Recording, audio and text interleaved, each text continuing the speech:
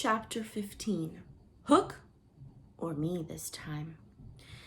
Odd things happen to all of us on our way through life without our noticing for a time that they have happened. Thus, to take an instance, we suddenly discover that we have been deaf in one ear for we don't know how long, but say half an hour. Now, such an experience had come that night to Peter. When last we saw him, he was stealing across the island with one finger to his lips and his dagger at the ready. He had seen the crocodile pass by without noticing anything peculiar about it, but by and by he remembered that it had not been ticking. At first, he thought this eerie, but soon he concluded rightly that the clock had run down. Without giving a thought to what might be the feelings of a fellow creature thus abruptly deprived of its closest companion, Peter began to consider how he could turn the catastrophe to his own use, and he decided to tick, so that wild beasts should believe he was the crocodile and let him pass unmolested. He ticked superbly, but with one unforeseen result. The crocodile was among those who heard the sound, and it followed him, though whether with the purpose of regaining what it had lost, or merely as a friend under the belief that it was again ticking itself, will never be certainly known. For like all slaves to a fixed idea, it was a stupid beast. Peter reached the shore without mishap, and went straight on, his legs encountering the water as if quite unaware that they had entered a new element. Thus many animals passed from land to water, but no other human of whom I know. As he swam, he had but one thought, Hook or me this time. He had ticked so long that he now went on ticking without knowing that he was doing it. Had he known, he would have stopped, for to board the brig by the help of the tick, though an ingenious idea, had not occurred to him. On the contrary, he thought he had scaled her side as noiselessly as a mouse, and he was amazed to see the pirates cowering from him, with Hook in their midst as abject as if he had heard the crocodile. The crocodile! No sooner did Peter remember it than he heard that ticking. At first he thought the sound had come from the crocodile, and he looked behind him swiftly. Then he realized that he was doing it himself, and in a flash he understood the situation. How clever of me, he thought at once, and signed to the boys not to burst into applause. It was at this moment that Ed Taint, the quartermaster, emerged from the forecastle and came along the deck. Now, reader, time what happened by your watch. Peter struck true and deep. John clapped his hands on the ill-fated pirate's mouth to stifle the dying groan. He fell forward. 4 boys caught him to prevent the thud. Peter gave the signal, and the carry-on was cast overboard. There was a splash, and then silence. How long has it taken? 1 slightly had begun to count. None too soon. Peter, every inch of him on tiptoe, vanished into the cabin, for more than one pirate was screwing up his courage to look round. They could hear each other's distressed breathing now, which showed them that the more terrible sound had passed. It's gone, Captain, Smee said, wiping his spectacles. All still again. Slowly, Hook let his head emerge from his ruff and listened so intently that he could have caught the echo of the tick. There was not a sound, and he drew himself up firmly to his full height. Then here's to Johnny Plank, he cried brazenly, hating the boys more than ever because they had seen him unbend. He broke into the villainous ditty. Yo ho, the frisky Plank, you walks along it so, till it goes down and you goes down to Davy Jones below. To terrorize the prisoners the more, though with a certain loss of dignity, he danced along an imaginary plank, grimacing at them as he sang.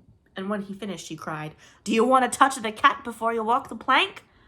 At that, they fell on their knees. No, no, they cried so piteously that every pirate smiled. Fetch the cat, Jukes, said Hook. It's in the cabin. The cabin! Peter was in the cabin. The children gazed at each other. Aye, aye, said Jukes blithely, and he strode into the cabin. They followed him with their eyes. They scarce knew that Hook had resumed his song, his dogs joining in with him. Yo ho, the scratching cat. Its tails are 9, you know, and when they're writ upon your back, what was the last line? Will never be known. For of a sudden, the song was stayed by a dreadful screech from the cabin. It wailed through the ship and died away. Then was heard a crowing sound, which was well understood by the boys, but to the pirates was almost more eerie than the screech. What was that? Cried Hook. 2, said Slightly solemnly. The Italian Cecco hesitated for a moment, and then swung into the cabin. He tottered out, haggard. What's the matter with Bill Jukes, you dog? Hissed Hook, towering over him. The matter with him is he's dead. Stabbed, replied Cecco in a hollow voice. Bill Jukes is dead? Cried the startled pirates. The cabin's black as a pit, Cecco said, almost gibbering, but there's something terrible in there, the thing you heard crowing. The exultation of the boys, the lowering looks of the pirates, both were seen by Hook. "Checo," he said in his most steely voice, "go back and fetch me out that doodle-doo." Checo, bravest of the brave, cowered before his captain, crying, "No, no," but Hook was purring to his claw. "Did you say you would go, Checo?" he said musingly. Checo went, first flinging up his arms despairingly. There was no more singing. All listened now, and again came a death screech, and again a crow. No one spoke except slightly. "3," he said. Hook rallied his dogs with a gesture. "'Sdeath and odds fish," he thundered. "Who is to bring me that doodle-doo?" "Wait till Checo comes out," growled Starkey, and the others took up the cry. "I think I heard you volunteer, Starkey," said Hook, purring again. "No, by thunder," Starkey cried. "My Hook thinks you did," said Hook, crossing to him. "I wonder if it would not be advisable, Starkey, to humor the Hook." "I'll swing before I go in there," replied Starkey doggedly, and again he had the support of the crew. "Is it mutiny?" asked Hook more pleasantly than ever. "Starkey's ringleader?" "Captain, mercy," Starkey whimpered, all of a tremble now. "Shake hands, Starkey," said Hook, proffering his claw. Starkey looked round for help, but all deserted him. As he backed, Hook advanced, and now the red spark was in his eye. With a despairing scream, the pirate leapt upon Long Tom and precipitated himself into the sea. "4," said slightly. "And now," Hook said courteously, "did any other gentleman say mutiny?" Seizing a lantern and raising his claw with a menacing gesture, "I'll bring out that doodle-doo myself," he said, and sped into the cabin. 5. Hal slightly longed to say it. He wetted his lips to be ready, but Hook came staggering out without his lantern. "Something blew out the light," he said a little unsteadily. "Something?" echoed Mullins. "What of Checo?" demanded Noodler. "He's as dead as Jukes," said Hook shortly. His reluctance to return to the cabin impressed them all unfavorably, and the mutinous sounds again broke forth. "All pirates are superstitious," and Cookson cried, "They do say the surest sign of a ship's accursed is when there's one on board more than can be accounted for." "I've heard," muttered Mullins. "He always boards the pirate craft at last. Had he a tail, Captain?" "They say," said another, looking viciously at Hook, "that when he comes it's in the likeness of the wickedest man aboard." "Had he a hook, Captain?" asked Cookson insolently, and one after another took up the cry, "The ship's doomed!" At this the children could not resist raising a cheer. Hook had well nigh forgotten his prisoners, but as he swung round on them now, his face lit up again. "Lads," he cried to his crew, "here's a notion.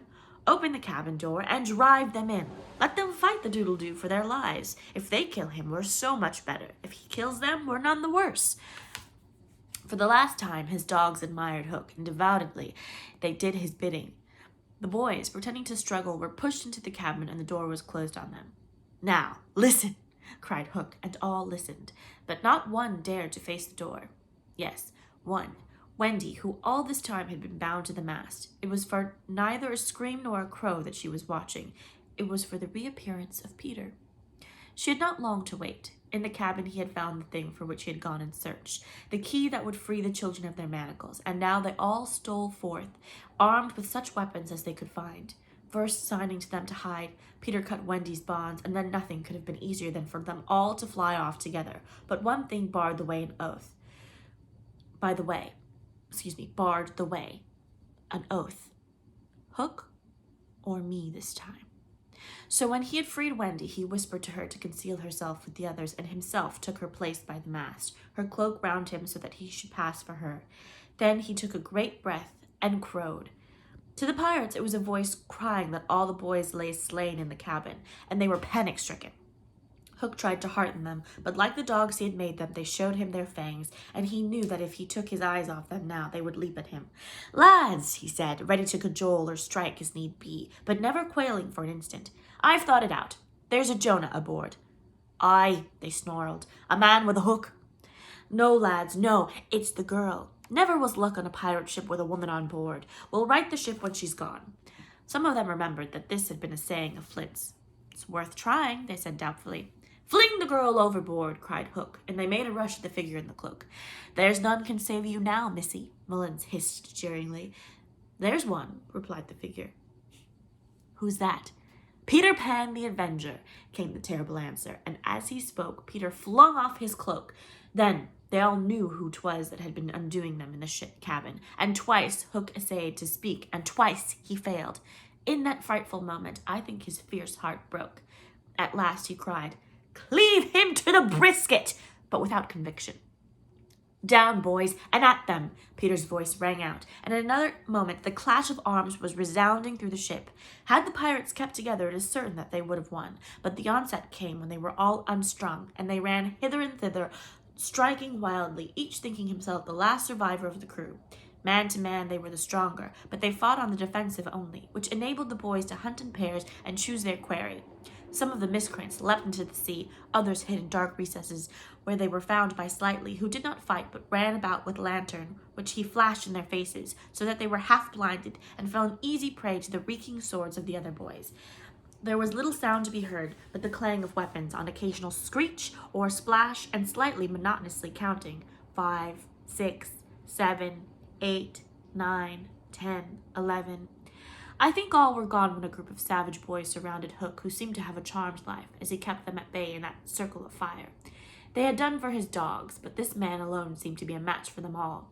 Again and again they closed upon him, and again he hewed a clear space.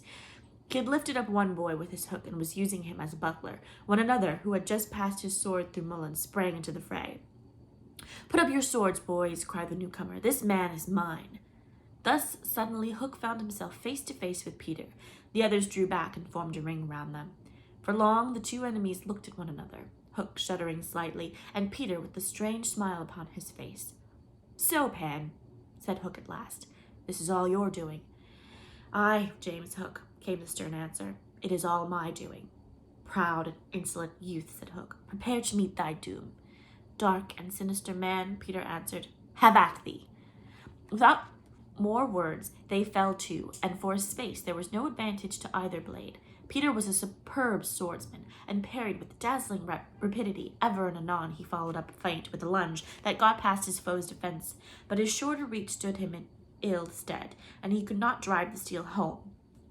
Hook, scarcely his inferior in brilliancy, but not quite so nimble in wrist play, forced him back by the weight of his onset, hoping suddenly to end all with a favorite thrust, taught him long ago by barbecue at Rio. But to his astonishment, he found his thrust turned aside again and again. Then he sought to close and give the quietus with his iron hook, which all this time had been pawing the air, but Peter doubled under it, and lunging fiercely, pierced him in the ribs. At sight of his own blood, whose peculiar color, you remember, was offensive to him, the sword fell from Hook's hand, and he was at Peter's mercy. "Look at them go." "Now!" cried all the boys, but with a magnificent gesture, Peter invited his opponent to pick up his sword. Hook did so instantly, but with the tragic feeling that Peter was showing good form. Hitherto he had thought it was some fiend fighting him, but darker suspicions assailed him now. "Pan, who and what art thou?" he cried huskily. "I'm youth, I'm joy," Peter answered at a venture. "I'm a little bird that has broken out of the egg." This, of course, was nonsense, but it was proof to the unhappy Hook that Peter did not know in the least who or what he was, which is the very pinnacle of good form. "To it again!" he cried despairingly. He fought now like a human flail, and every sweep of the terrible sword would have severed in twain any man or boy who had obstructed it, but Peter fluttered round him as if the very wind it made him blew out of the danger zone, and again he darted in and pricked. Hook was fighting now without hope. That passionate breast no longer asked for life, but for one boon it craved, to see Peter show bad form before it was cold forever. Abandoning the fight, he rushed into the powder magazine and fired it. "In 2 minutes," he cried, "the ship will be blown to pieces." Now, he thought, true form will show. But Peter issued from the powder magazine with the shell in his hands and calmly flung it overboard. What sort of form was Hook himself showing? Misguided man though he was, we may be glad, without sympathizing with him, that in the end he was true to the traditions of his race. The other boys were flying around him now, flouting, scornful, and as he staggered about the deck, striking up at them impotently, his mind was no longer with them. It was slouching in the playing fields of long ago, or being sent up for good, or watching the wall game from a famous wall. And his shoes were right, and his waistcoat was right, and his tie was right, and his socks were right. James Hook, thou not wholly unheroic figure, farewell, for we have come to his last moment. Seeing Peter slowly advancing upon him through the air with a dagger poised, he sprang upon the bulwarks to cast himself into the sea. He did not know that the crocodile was waiting for him, for we purposely stopped the clock that his knowledge might be spared him. A little mark of respect from us at the end. He had one last triumph, which I think we need not grudge him. As he stood on the bulwark, looking over his shoulder at Peter, gliding through the air, he invited him with a gesture to use his foot. It made Peter kick instead of stab. At last, Hook had got the boon for which he craved. "Bad form!" he cried jeeringly, and went content to the crocodile. Thus perished James Hook. 17! Slightly sang out, but he was not quite correct in his figures. 15 paid the penalty for their crimes that night, but 2 reached the shore. Starkey to be captured by the Redskins, who made him nurse for all their papooses, a melancholy come down for a pirate, and Smee, who henceforth wandered about the world in his spectacles, making a precarious living by saying he was the only man that James Hook had feared. Wendy, of course, had stood by, taking no part in the fight, though watching Peter with glistening eyes. But now that all was over, she became prominent again. She praised them equally, and shuddered delightfully when Michael showed her the place where he had killed one, and then she took them into Hook's cabin and pointed to his watch, which was hanging on a wall. It said 1:30. The lateness of the hour was almost the biggest thing of all. She got them to bed in the pirates' bunks pretty quickly, you may be sure, all but Peter, who strutted up and down on deck until at last he fell asleep by the side of the Long Tom. He had one of his dreams that night, and cried in his sleep for a long time, and Wendy held him tight.